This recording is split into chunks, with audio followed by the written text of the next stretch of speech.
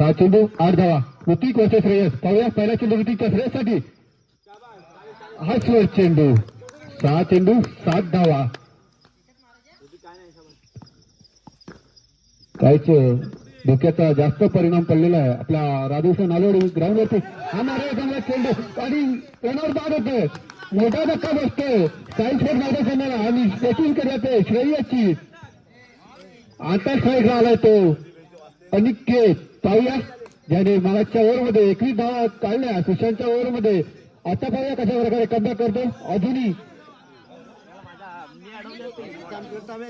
7 धावांची आवश्यकता आहे साईस्फोर्ट मैदानाला. पाहूया 6 चेंडू 8 धावांची आवश्यकता होती. पहिला चेंडू चोर चेंडू गेला 7 आरोली.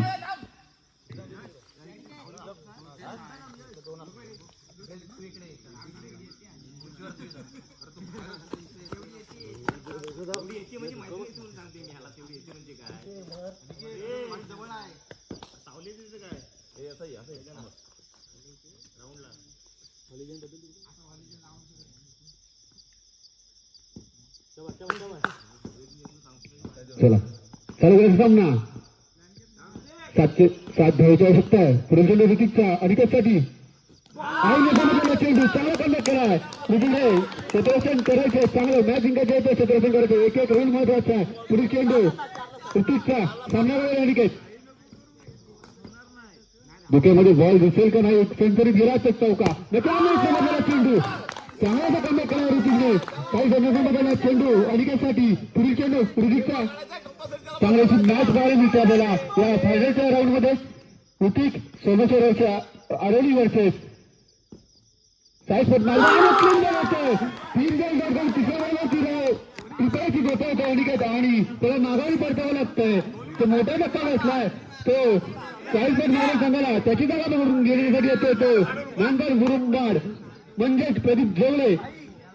पाहूया काही चेंडू शिल्लक असताना या सामन्यामध्ये चांगला रंगतदार पाहायला मिळतो. सामना पहिला किती वेळा किरण 2 बॉल 7 धावांची आवश्यकता. पाहूया प्रदीप जेवळे कशा प्रकारे आपल्या फलंदाजी करतो. 2 बॉल 7 धावा. कोण कोणाला भारी साईस्फोर्ट मैदान की सोमेश्वर आरोली. पाहूया चांगला असा सामना आपल्याला रंगतदार पाहायला मिळतोय या राधाकृष्ण क्रीडा नगरीमध्ये. पुढील चेंडू ऋतिक वर्सेस प्रदीप जेवळे. चला काही चेंडू 2 चेंडू 7 धावा.